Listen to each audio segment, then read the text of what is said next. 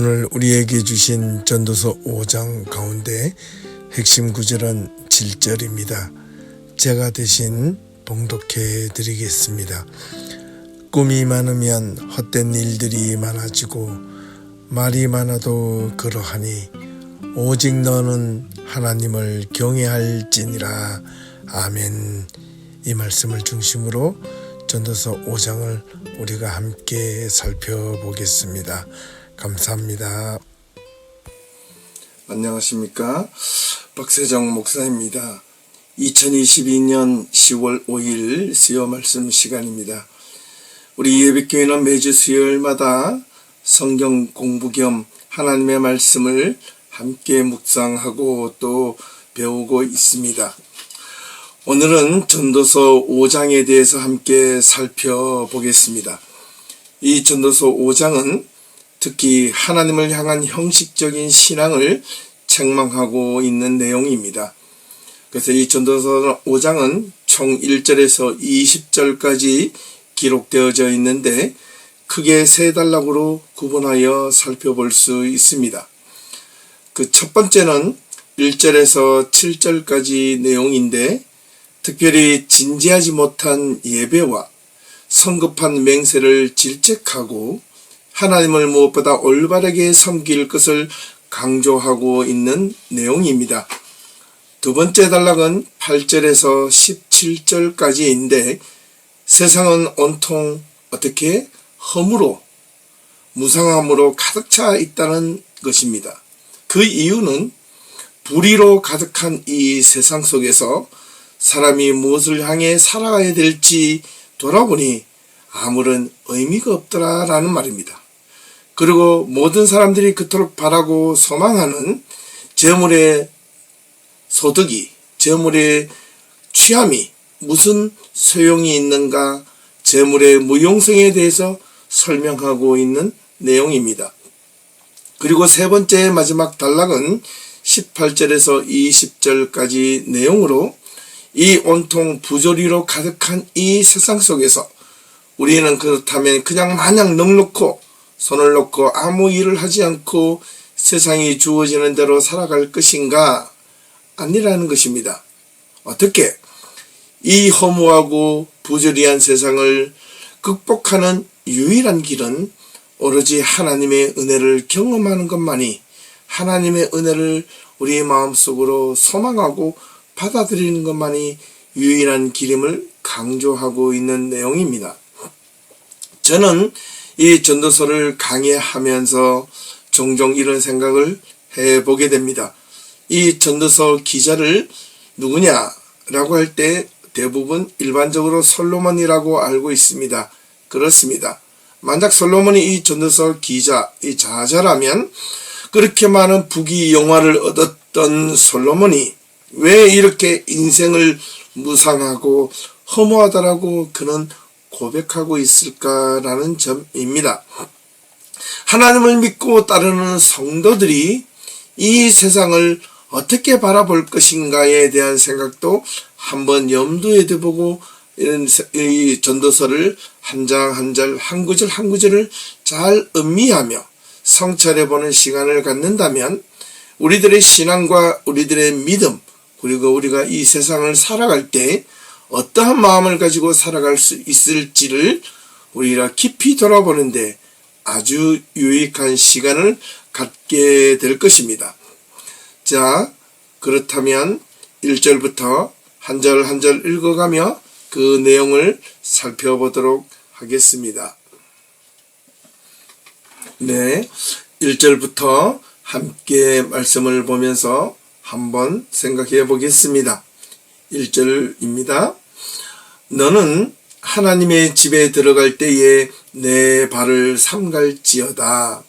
가까이 하여 말씀을 듣는 것이 우매한 자들이 제물을 드리는 것보다 나으니 그들은 악을 행하면서도 깨닫지 못함이니라. 너는 하나님의 집에 들어갈 때에 내 발을 삼갈지어다. 하나님의 집, 곧 성전을 의미하는 것인데 오늘날로 치면 교회 예배당을 의미할 수도 있겠습니다. 하지만 더 심오하고 본질적인 의미는 하나님을 만나는 곳, 하나님을 만나는 자리, 그것이 예배의 장소, 하나님께 경배하고 기도하는 자리. 비단 그 하나님의 집은 예배당이라는 건물뿐만 아니라 예수님께서 말씀하셨듯이 두세 사람이 함께 모여 하나님을 찬양하고 경배하며 기도하는 그곳이 바로 하나님의 집이 될 수 있는 것입니다. 그곳에 자리할 때 발을 삼가하라라는 말은 함부로 발을 놀리지 말라 또는 의역을 하면 경거망동한 행위와 말을 삼가라는 뜻입니다. 하나님이 우리를 향하여 가장 원하는 것이 있다면 그것은 딱 한 가지, 바로 하나님의 말씀을 온전히 묵상하고 그 말씀을 따라 살아가는 것이라고 말할 수 있겠습니다. 그렇다면 도대체 하나님의 말씀을 따라 살아간다는 것은 무슨 뜻인가? 무슨 말인가? 어떻게 해야 내가 하나님의 말씀을 따라 살아간다는 것인가? 그렇게 살아갈 수 있다는 말인가? 성경이 제시하고 있는 하나님의 뜻을, 그것을 온전히 새기고, 그리고 내가 이 세상에서 그리스도인으로서 하나님의 사람으로서 하나님이 제시해 준 것, 그런 것들을 온전하게 정신을 따라서 살아가는 것이 하나님의 말씀을 따라 사는 것이라 말할 수 있겠습니다. 2절입니다. 3절까지 너는 하나님 앞에서 함부로 입을 열지 말며 급한 마음으로 말을 내지 말라. 하나님은 하늘에 계시고 너는 땅에 있음이니라. 그런즉 마땅히 말을 적게 할 것이라. 걱정이 많으면 꿈이 생기고 말이 많으면 우매한 자의 소리가 나타나느니라. 네, 그렇습니다. 1절에 내가 분명히 먼저 서두로 이렇게 언급하겠습니다. 너는 하나님의 집에 들어갈 때에 발을 삼가고 가까이 하여 하나님의 말씀을 듣는 것이 우매한 자들이 재물을 드리는 것보다 훨씬 나으니 그들을 악을 행하면서도 깨닫지 못한다. 지혜로운 자의 마음과 모습을 설명하고 있다 하겠습니다. 2절에서 너는 하나님 앞에서 함부로 입을 열지 말며 급한 마음으로 말을 내지 말라. 쉽게 함부로 입을 놀리지 말라. 급한 마음에 쉽게 말을 내뱉거나 서약을 하거나 맹세를 하지 말라는 겁니다. 성급한 자는 마음의 요동함이 심하기 때문에 아주 기복적으로 마음이 업앤다운이 된다는 것일 겁니다. 성급한 자는 말도 함부로 하고 행동도 함부로 합니다. 왜냐하면 성질이 급하기 때문입니다. 예, 성질이 급해서 급한 일을 자주 행동을 하거나 말을 하다가 오히려 일을 그르치는 경우가 종종 있는 자의 모습이 아니겠습니까? 그런데 무엇보다도 하나님 앞에서 나와서 기도할 때, 예배 드릴 때, 하나님의 말씀을 묵상하고 생각할 때 자기가 생각나는 대로, 자기가 하고 싶은 대로 마음이 흘러가는 대로 쉽게 그것을 내뱉는다면 그 기도, 그 예배는 허공을 향하여 나오는 기도요 메아리일 뿐이라는 것을 기억하셔야만 합니다. 거룩하신 하나님께 속된 것을 쉽게 드리지 말라라는 뜻이기도 합니다.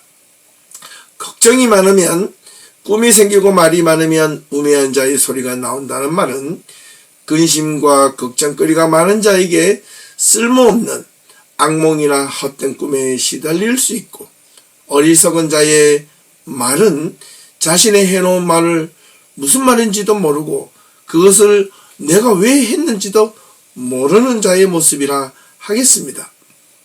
오히려 쓸데없는 말을 해요 상대방의 귀를 힘들게 할 뿐이라는 것입니다. 걱정이 많으면 꿈이 생긴다.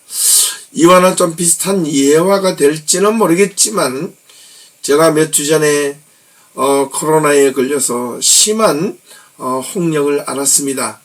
목이 아프고 열이 올라가고 정말 몸이 누군가로부터 두들겨 만진 듯 온몸에 근육통이 생기고 힘든 적이 있었습니다.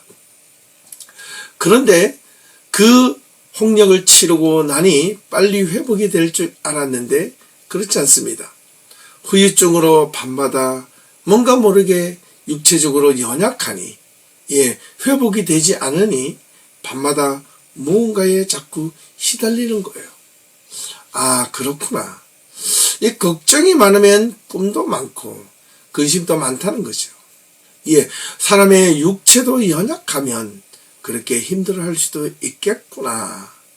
그런데요, 정신적으로는 그렇습니다. 사람이 살아가면서 걱정, 근심거리가 많으면 그것이 어떻게 투영이 되는지 꿈에 많은 여러 가지 혼돈된 것들이 나타난다는 뜻이기도 합니다. 정말 일상을 살아가면서 우리는 그러한 것들을 종종 경험하고 있다 하겠습니다. 그래서 잠언 10장 19절 말씀에 보면 이런 내용을 합니다. 의미자의 모습을 통하여 말이 많으면 허물을 면기 어려우나 그 입술을 제어하는 자는 지혜가 있다라고 아주 명확하게 설명하고 있습니다. 그래서 우매한 자의 그 말은 들을 필요도 없지만은 우매한 자가 말이 많으면 주변의 사람들이 힘들어하고 저것을 들어야 돼, 말아야 돼 하는 걱정, 근심까지 생기게 된다는 겁니다. 그래서 야고보서 1장 19절 말씀에는 또 이렇게 기록하고 있습니다.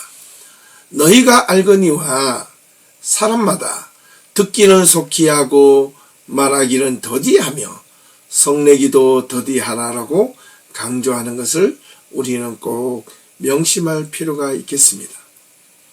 4절과 5절로 넘어갑니다. 내가 하나님께 소원하였거든 갚기를 더디게 하지 말라. 하나님은 우매한 자들을 기뻐하지 아니하시느니라. 소원한 것을 갚으라. 소원하고 갚지 아니하는 것보다 소원하지 아니하는 것이 더 나으니. 자, 소원에 대한 이야기를 한데 소원이란 말은 무슨 뜻인지 잘 아시죠? 무언가에 대한 약속이 아니라 결단에 대한 각오, 분명히 그것을 이루겠다는 어떤 분명한 약속이죠. 그것을 나중에 번복할 수 있는 것이 아닌 것이 바로 소원이라 하겠습니다. 자신의 어떤 진중한 결정을 해야 할 때, 또는 자신이 누군가를 위해 살려고 결단할 때, 어떤 중대한 일을 이루고 싶을 때 그 일을 이루게 되면 자신이 어떠한 사람으로 산다거나 또는 어떤 행위를 하겠다는 서약을 할 때 그것을 서원이라고 이야기합니다. 지금은 이루지 못하지만 어떤 상황이 주어졌을 때 반드시 그것을 하겠다는 분명한 약속이겠습니다. 특별히 신앙 안에서 서원은 환난과 위기의 때에 하나님께 어떤 자신의 행위나 일부를 드린다는 맹세를 함으로 기도하는 것이라 하겠습니다. 성경에 보니 사사 입다는 암몬과의 전쟁에서 하나님 앞에 승리할 경우 자신을 맞이하는 첫 번째 사람을 하나님께 제물로 바치겠다고 서원했습니다. 그러자 정작 이 암몬과의 전쟁에서 승리하고 자기의 고향으로 돌아갔을 때 제일 먼저 입다를 맞이해 준 자가 자신의 외동딸이었습니다. 이때 입다는 그 하나님과 약속한 서원을 어기지 않고 자기 외동딸을 하나님께 바쳤다는 것입니다. 또 성경의 사무엘 상에 보면 엘가나의 아내 한나가 자식이 없어서 정말 수십 년 동안 울며 불며 하나님께 매달며 간구했습니다. 오랫동안 슬픔을 견디며 하나님께 기도하며 서원하였습니다. 만약에 자신에게 아들을 주신다면 그것을 이루도록 최선을 다하며 노력하되 그렇지 않을 경우 자신은 어찌할 바를 모르겠다는 겁니다. 그래서 이 한나는 하나님께 기도하여 서원하여 얻은 아들 사무엘을 하나님께 바친 것을 우리는 알 수 있습니다. 그렇기 때문에 누구든지 하나님 앞에 서원할 것은 그것을 이루도록 최선을 다하며 노력을 해야 된다는 겁니다. 그렇게 하지 못할 경우에는 처음부터 소원을 쉽게 하지 말라는 겁니다. 괜히 마음속에서 충동질을 당하였다가 그래서 소원을 하다가 나중에 쉽게 그것을 이루지 못하거나 하고자 하는 마음이 사라졌을 때 낭패를 볼 수 있다는 것입니다. 또한 우매자를 하나님께서 기뻐하지 아니하시는 이유는 우매한 자는 잘 잊어버리고 쉽게 그 소원하는 것을 지키지 않기 때문에 그렇다는 것입니다. 저는 약간의 이 내용과 조금 거리가 있는지 모르겠지만은 오늘날 이 시대를 살아가면서 가장 그 소원을 잘 지키지 않는 자의 유형이 있는데 그 첫 번째가 바로 정치인들이라 하겠습니다. 정치인들은 자기의 원하는 목적을 달성하기 위해서 많은 국민들을 속입니다. 소원을 하지만 그것을 결코 자기의 이익에 따라서 당선이 되었을 때 잘 지켜지지 않습니다. 그것이 어떻게 국민의 대표자라고 말할 수 있겠습니까? 우리는 두 눈을 부릅뜨고 하나님이 주시는 지혜를 가지고 올바른 위정자를 선택할 수 있어야 하겠습니다. 두 번째 불의는 뭐니 해도 우리의 신앙의 터전인 바로 교회입니다. 교회 안에서 교회의 지도자와 또 성도들 간에 그리고 성도들이 서로 하나님 앞에 기도하고 소원하는 것들을 가만히 보면 그것을 얼마나 우리가 정말 지키고 사는지 우리가 한번 깊게 돌이켜 보아야 하겠습니다.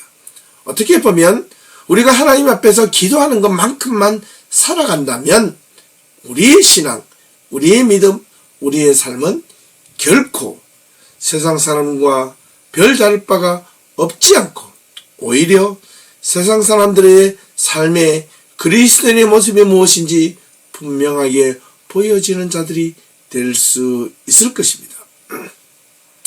그렇기 때문에 소원하지 않고 갚지 않는 것보다 아예 처음부터 쉽게 소원을 하지 않는 것이 훨씬 낫다라고 이 전도서 기자는 설명하고 있습니다. 6절과 7절입니다. 내 입으로 내 육체가 범죄하게 하지 말라. 사자 앞에서 내가 소원한 것이 실수라도 말하지 마라. 어찌 하나님께서 내 목소리로 말미암아 진노하사 내 손으로 한 것을 멸하시게 하랴. 꿈이 많으면 헛된 일이 많아지고 말이 많아도 그러하니 오직 너는 하나님을 경외할지니라. 입으로 육체를 범죄하지 않게 하라는 말은 함부로 쉽게 말을 꺼내거나 약속, 소원, 서약을 하지 말라는 말일 것입니다. 잘못 서원하여 쉽게 말을 꺼냈다가 주어 담을 수 없는 지경에 이르게 하지 말라는 말입니다. 하지도 못할 서원, 지키지도 못할 약속은 아예 입 밖으로 꺼내지도 말라는 말과도 같습니다. 입 밖으로 꺼내는 것과 입 밖으로 꺼내지 않는 것은 어떤 차이가 있는가? 그것은 바로 지켜야 될 것과 지키지도 않아도 될 것을 의미하는 말입니다. 입 밖으로 꺼낸다는 말은 천명한다는 겁니다. 약속입니다. 그래서 지켜야 합니다. 세상 사람들뿐만 아니라 하나님과의 약속이기 때문에 반드시 지켜야 하는 것입니다. 하나님뿐만 아니라 주변의 사람들에게 자신의 존재감과 책임감을 공개적으로 선포하고 선언하는 일이 바로 입 밖으로 내는 서원, 서약이라는 것입니다. 그러하기에 우리는 자기 감정을 쉽게 드러내거나 말을 쉽게 하거나 쉽게 누군가에게 서약을 해서는 안 된다는 것을 이 전도서 기자는 분명히 알려주고 있습니다. 특별히 하나님께 기도하면서 더욱더 조심스럽고 주의하는 마음으로 기도해야 할 줄을 우리는 명심해야 하겠습니다. 자, 여기까지가 첫 번째 단락이라면 이제 두 번째 단락 8절에서 17절까지의 내용인데요. 이것은 불의한 세상, 부조리한 세상 속에서 일어나고 있는 세상의 모습과 재물의 무용성을 설명하고 있는데 그 내용을 또 하나하나 살펴보도록 하겠습니다. 8절과 9절입니다. 너는 어느 지방에서든지 빈민을 학대하는 것과 정의와 공의를 짓밟는 것을 볼지라도 그것을 이상히 여기지 말라. 높은 자는 더 높은 자가 감찰하고 또 그들보다 더 높은 자들도 있음이니라. 땅의 소산물은 모든 사람을 위하여 있나니 왕도 밭의 소산을 받느니라. 자, 어느 곳을 가든 가난한 사람들이 학대받고 핍박받으며 또한 우리가 입 밖으로 늘 언제나 추구하고 사모하는 정의와 공의가 짓밟히는 것을 보더라도 그것을 이상히 여기지 말라는 것입니다. 이런 부조리한 세상에서 우리가 과연 무슨 일을 할 수 있을 거라고 또한 낙심하거나 좌절하지 말라는 말입니다. 그 뒤를 이어보면 이렇게 부조리하고 힘있는 자가 연약한 자를 핍박하고 학대하는 모습이 있을지라도 그 힘있는 자보다 더 힘있는 자가 있으며 높은 자보다 더 높은 자가 있음을 명심하라는 그 말은 엄중한 경고의 목소리로 들려집니다. 네,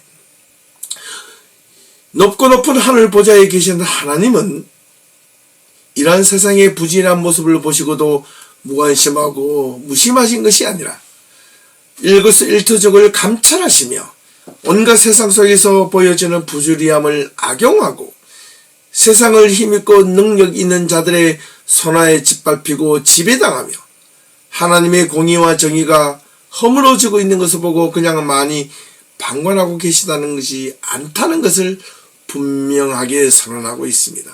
언젠가는 결국에는 그 결과가 드러날 것이고 심판할 것이란 내용입니다. 이 땅에서 나는 이익과 소산물들은 어떻게 보면 신분여하를 막론하고 많이 가지고 적게 가지고 많이 먹고 적게 먹을 따름이지 이들에게 소산물을 통해서 살아가는 것은 매 일반이다라는 것입니다. 다만 그것을 많이 가지느냐 적게 가지느냐의 차이라는 것입니다. 10절 말씀, 은을 사랑하는 자는 은으로 만족하지 못하고 풍요를 사랑하는 자는 소득으로 만족하지 아니하나니 이것도 헛되도다. 이 전도서 기자는 이 인생의 헛됨에 대해서 끊임없이 설명하고자 하는데 그 첫 번째가 소유욕에 대한 헛됨입니다. 소유욕. 예, 그러나 사람은 얼마나 이 소유욕에 대해서 집착하고 그렇게 많이 매달리고 있는지 모릅니다. 은을 사랑하는 자는 은으로 만족하지 못한다. 자족하지 못한다는 말일 것입니다. 풍요를 사랑하는 자는 자기의 소득으로 만족하지 못한다. 인간의 욕망, 욕심은 끝이 없다라는 반전입니다. 반목입니다.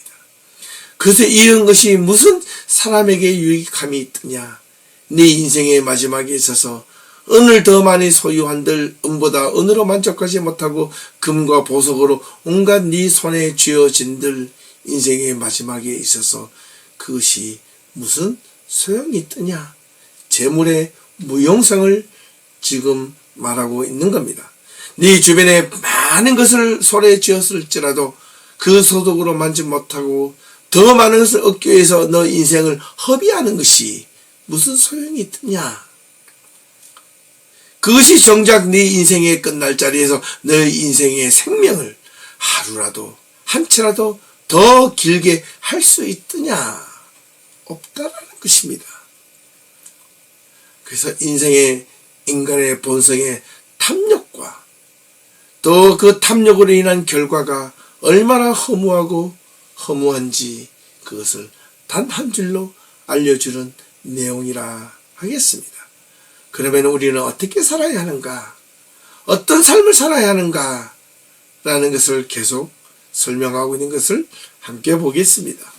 11절과 12절 재산이 많아지면 먹는 자들도 많아지나니 그 소유주들은 눈으로 보는 것 외에 무엇이 유익하랴. 노동자는 먹는 것이 많든지 적든지 잠을 달게 자거니와 부자는 그 부요함 때문에 오히려 자지 못하느니라. 사람이 정말 그런 것 같아요. 재산이 많아지고 재물이 많아지면 그에 따르는 사람들이 많아지기 때문에 그 소유주들은 그 재산으로 인하여 그 재물밖에 보이지 않는 겁니다. 축나는 것과 늘어나는 것에 대하여 슬퍼하고 기뻐하는 것 외에 그 소유주는 그 외에 모든 관심은 없다라는 겁니다. 그러나 비록 하루하루 먹고 사는 노동자이지만 그렇게 많이 가지지 못하지만 그 노동자는 하루에 품삯에 감사하며 저녁에 잠자리에 들 때는 그 잠을 달게 자지만 오히려 부자는 자기가 가진 것이 빼앗길까봐 밤에는 도둑이 들어오고 낮에는 강도가 들어와서 그것을 가져갈까봐 잠을 자지 못하고 전전긍긍한다는 말입니다. 그거는 예전이나 지금이나 별로 다를 바가 없는 것 같습니다. 13절과 14절 내가 해 아래에서 큰 배단이 되는 일을 있는 것을 보았나니 곧 소유주가 재물을 자기에게 해가 되도록 소유하는 것이라. 그 재물이 재난을 당할 때에 없어지나니 비록 아들을 낳았으나 그 손에는 아무것도 없느니라. 재물을 가진 자는 그 재물을 지키기 위하여 바둥바둥거리며 살아가 보지만 오히려 그 재물 때문에 해가 되는 것을 보았다라고 전도서 기자는 설명합니다. 그것은 바로 정작 사람이 감당할 수 없는 재난이나 그런 어려움이 부닥쳤을 때, 환난이 일어났을 때 정작 그 재물이 가진 자에게 무슨 소용이 있던가라고 반문하고 있습니다. 오히려 그 재물의 잃어버림 때문에 사람은 속상해하고 슬퍼하며 괴로워하며 모든 것을 잃어버린 듯 체념하는 마음이 일어나지 않는가라는 겁니다. 재물이 재난이 일어났을 때 아무런 쓸모없고 무용지물이 된다는 것은 무슨 뜻인가를 깊이 성찰해 보라는 겁니다. 인생의 본질, 인간의 본질, 그 본질을 향하여 나아갈 때는 우리가 우리 앞에 그토록 쥐어주고 탐욕하고 바라고 소망하는 그 재물과 세상의 것들은 아무런 소용이 없다라는 것을 분명하게 밝히고 있는 내용입니다. 그래서 잠언 23장 5절에는 내가 어찌 허무한 것에 주목하겠느냐. 정령이 재물은 날개를 내어 하늘에 나는 독수리처럼 날아가리라고 분명하게 설명하고 있습니다. 마가복음 10장에는 재물이 있는 자가 하나님의 나라에 들어가기가 어렵다고 분명하게 못을 받고 있습니다. 재물이 있는 자가 하나님의 나라에 들어가는 것이 어떻게, 왜 어려운가?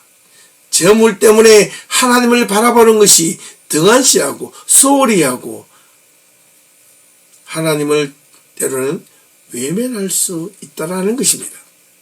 왜 그럴까? 하나님의 나라에 대한 소망이 있는 자에게는 정작 그 재물이 자신의 인생의 궁극적인 결말에 다다를 때는 그 재물이 하나님 나라에 들어가는데 단 하나라도 쓸모가 없다라는 뜻입니다. 자신의 생명을 재물로 담보를 받을 수 있을까? 세상에는 재물을 욕심을 가진 자는 재물을 탈취하기 위하여 재물을 주고 자기 생명을 연장시킬지 모르나 인생의 궁극적인 마지막 결말에 다가서는 그 어떤 사람도 재물로 자신의 생명을 연장시키거나 그것은 누릴 수 없다라는 것을 분명히 설명하고 있는 내용이라 하겠습니다.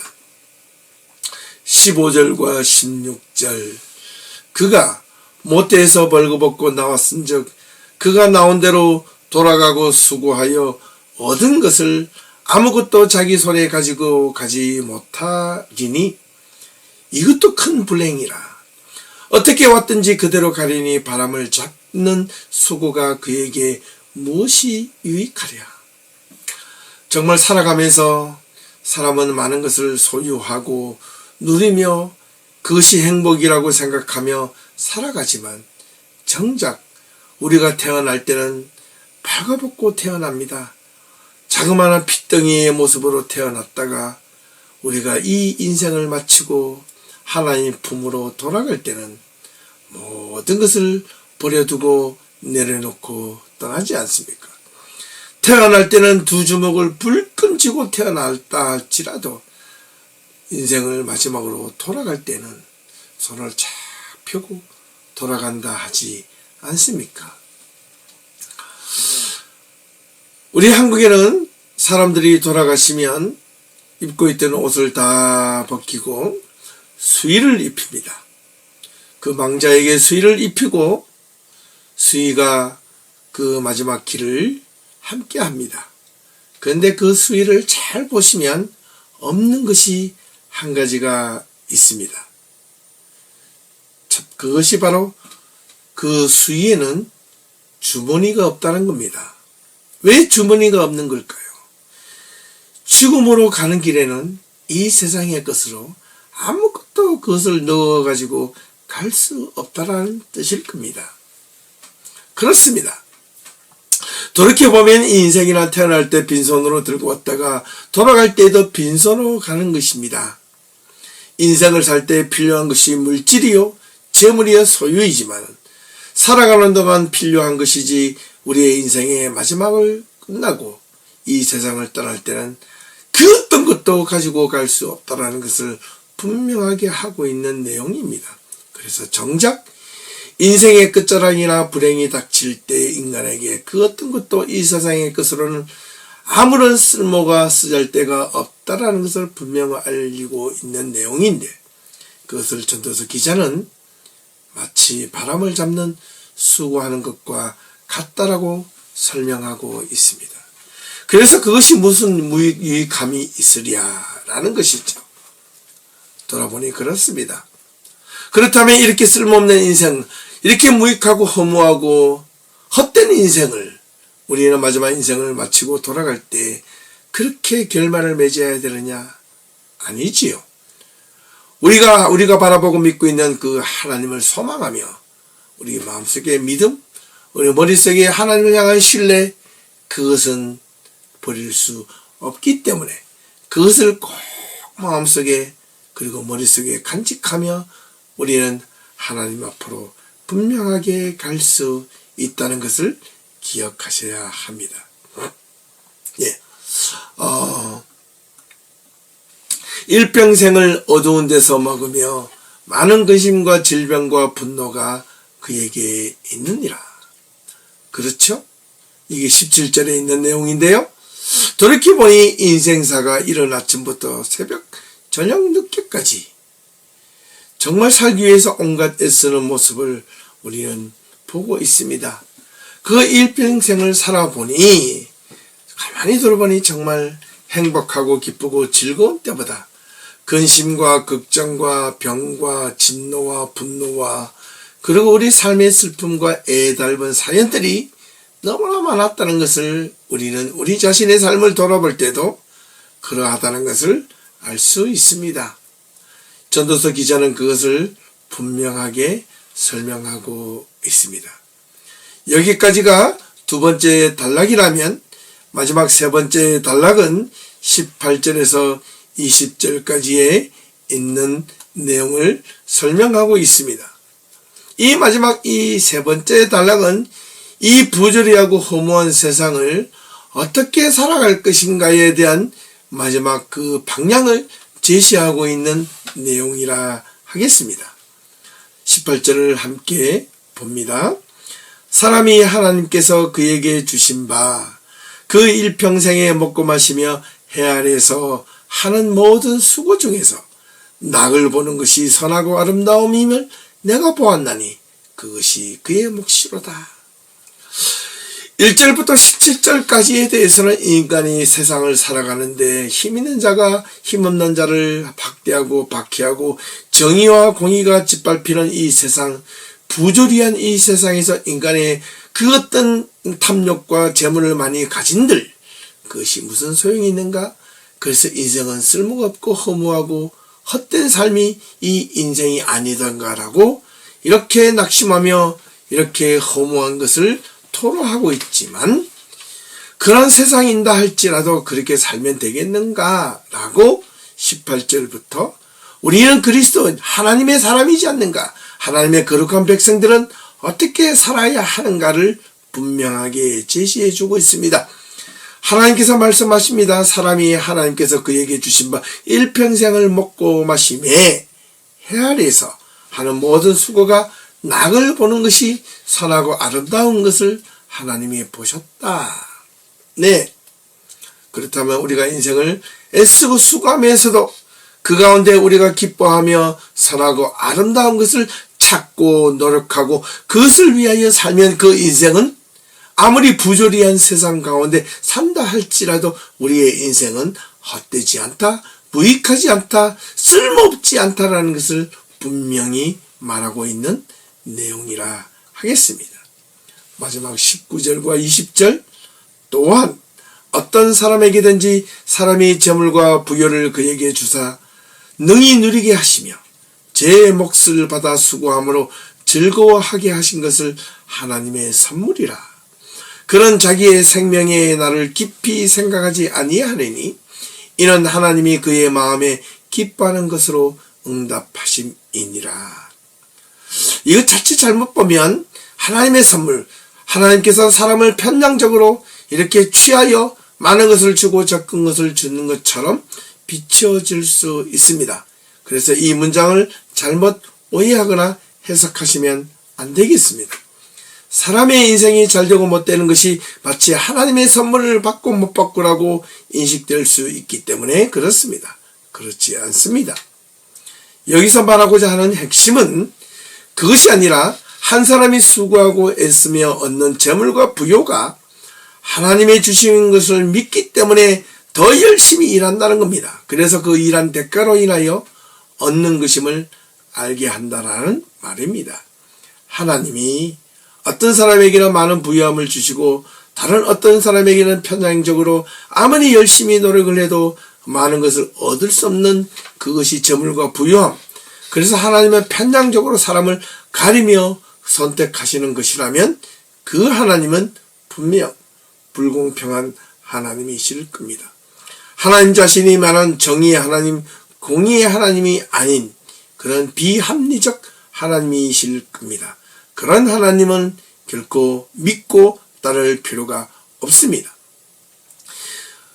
우리가 분명한 것은 자기의 생명의 연수가 어디까지인지 모르기 때문에 하루하루 우리는 불안하게 생각하며 그렇게 살아가기보다 오히려 내 삶이 다하는 그 순간까지 정말 기쁨으로 최선을 다하며 하나님과 함께 하심에 열심을 다해 내가 노력하고 기쁨을 다하여 살아가는 것이 그것이 하나님과 함께 동행하는 삶임을 기억해야 하며 그로 인하여 얻은 수고가 내가 열심히 일하고 수고한 것이지만 하나님이 주셨다는 고백을 함으로 겸손하고 낮아지는 마음을 갖게 한다는 것입니다.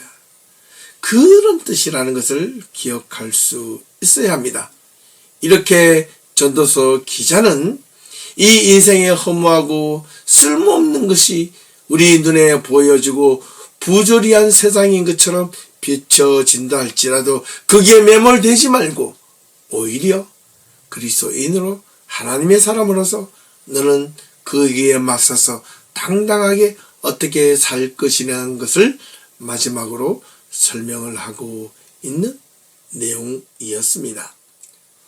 지금까지 이 전도서 5장 1절에서 20절까지의 내용을 우리가 함께 살펴보았습니다. 이 전도서 5장 전체를 통해서 우리가 알 수 있는 이 신앙적 교훈이 있다면 무엇이 있을지 한번 돌아볼 수 있으면 좋겠습니다. 분명한 것은 세상은 과거나 지금이나 어쩌면 앞으로도 여전히 오히려 더욱더 부조리한 세상의 연속이 될 수 있을지 모릅니다. 이러한 부조리한 모습을 보고도 세상을 탓할 것이 아니라 오히려 우리가 믿음 안에서 신앙인으로서 불의와 정당하게 당당하게 맞서 싸울 수 있는 힘이 필요합니다. 하나님의 은혜가 필요합니다. 하나님의 나라를 완성하고 하나님의 복음을 들고 하나님의 말씀을 전하며 그 말씀과 더불어서 이 세상에 힘없는 자를 세워주고 강한 자에게 불의와 맞서 싸울 수 있는 그런 담대한 성도들이 필요하다는 것을 오늘 말씀을 통하여 배울 수 있기를 바랍니다. 무엇보다 인생의 허무함 가운데 사람들은 과연 어떤 삶을 올바르게 믿음 안에서 살아야 할지 분명하게 전도서 기자는 마지막 부분을 통하여 우리들에게 알려주고 있습니다.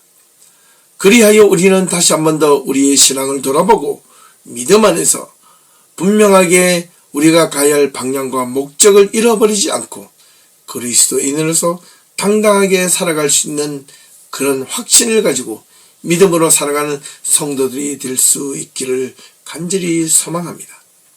지금까지 오늘 이 전도서의 말씀을 통해서 깊이 깨닫고 성찰된 말씀이 한 구절이라도 있다면 남은 한 주간도 깊이 묵상하며 그것을 함께 지키려고 노력하는 성도들이 다 될 수 있기를 바라며 오늘 말씀을 마치도록 하겠습니다. 끝까지 청취해 주시고 시청해 주셔서 감사합니다. 다음 주에는 전도서 6장으로 여러분들에게 찾아뵙도록 하겠습니다. 감사합니다. 수고하셨습니다.